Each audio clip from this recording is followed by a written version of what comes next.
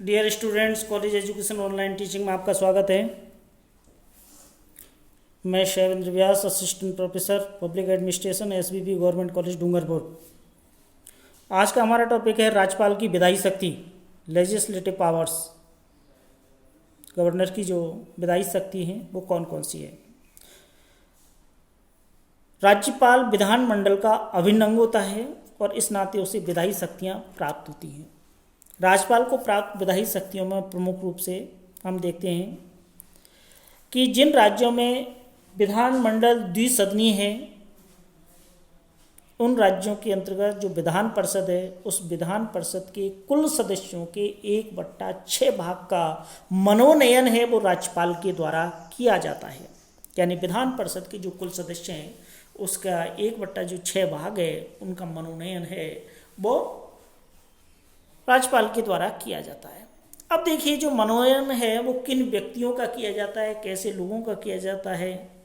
तो मनोनयन की पात्रता, ऐसे लोग जिन्हें साहित्य, विज्ञान, कला, सहकारी आंदोलन और समाज सेवा में से किसी या किन्हीं विषयों का विशेष ज्ञान या व्यवहारिक अनुभव रखते हैं, ऐसे व्यक्तियों को राज्यपाल विधान परिषद के सदस्य के रूप में मनोनीत करता है।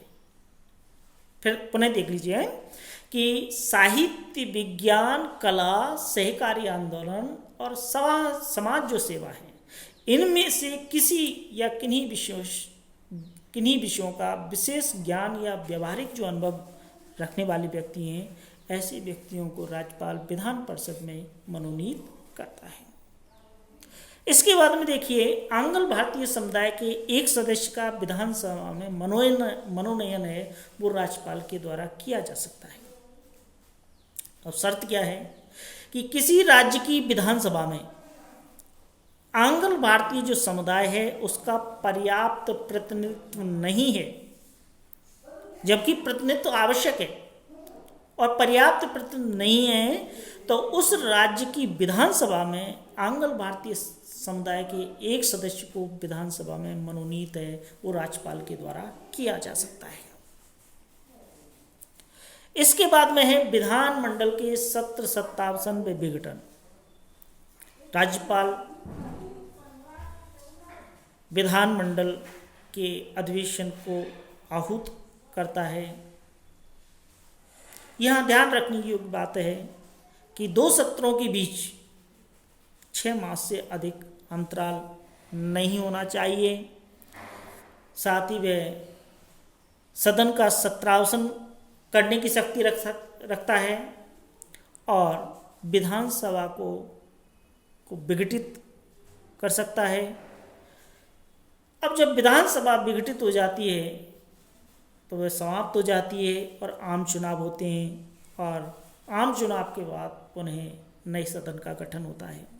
यहाँ ध्यान रखने योग्य बात है कि विधान सभा का ही विघटन कर सकते हैं राज्यपाल, विधान परिषद का नहीं, क्योंकि विधान परिषद एक स्थायी सदन है। इसी प्रकार से अभिभाषण की जो शक्ति है वो राज्यपाल को प्राप्त है।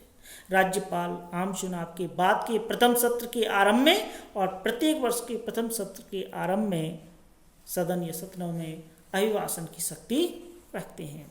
इसी प्रकार से संदेश भेजने की जो शक्ति है वो राज्यपाल को प्राप्त है। यदि विधानमंडल में कोई विधेयक लंबित है या किसी अन्य विषय के संदर्भ में राज्यपाल हैं वो सदन या सदनों को संदेश भेज सकते हैं। इसी प्रकार से विधानमंडल के सदस्य की निरर्हता का निश्चय, यानी जो विधानमंडल है, यह प्रश्न उत्पन्न हो जाता है कि अमुक कैंडिडेट विधानमंडल की सदस्यता के संदर्भ में डिस्क्वालीफाई है या नहीं। अगर ये प्रश्न उत्पन्न होता है तो ऐसी स्थिति में राज्यपाल निर्वाचन आयोग की राय के अनुसार अपना निर्णय देते हैं और उनका निर्णय अंतिम होता है। तो विधानमंडल के सदस्य की निरर्हता का जो प्रश्न है, निश्चय है या जो निर्णय है वो राज्यपाल के द्वारा ही किया जाता है। इसके बाद में है राज्य विधानमंडल द्वारा पारित विधेयकों के संबंध में सख्ती। यानी राज्य विधानमंडल जब विधेयक को पारित कर देता है तो पारित करने के बाद फिर राज्यपाल की स्वीकृति के लिए उनके सम्मुख प्रस्तुत किया जाता है। तो राज्यपाल के सामने कौन कौन से विकल्प हो सकते हैं, तो नंबर 1 देखिए, वे विधेयक को स्वीकार कर सकते हैं। राज्यपाल विधेयक को स्वीकृति के लिए रोक सकते हैं, या यदि विधेयक धन विधेयक नहीं है तो विधानमंडल के पास पुनः विचारार्थ लौटा सकते हैं, या विधेयक को राष्ट्रपति के विचारार्थ सुरक्षित रख सकते हैं।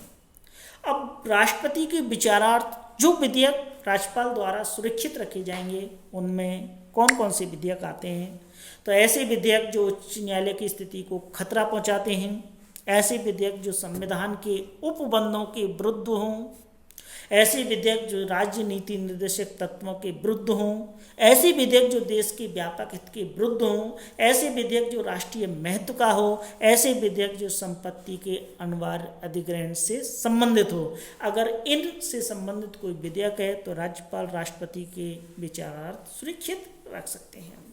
इसके बाद में अगली शक्ति आती है अध्यादेश जारी करने की शक्ति। यदि विधानमंडल सत्र में नहीं है और राज्यपाल को यह समाधान हो जाए कि ऐसी परिस्थितियां विद्यमान हैं कि जिनके कारण तुरंत कार्रवाई करना जरूरी है, तो ऐसी स्थिति में राज्यपाल हैं वो अध्यादेश जारी करते हैं। अध्यादेश का प्रभाव वही होता है जो विधानमंडल के द्वारा पारित किए गए कानून का होता है। Thank you.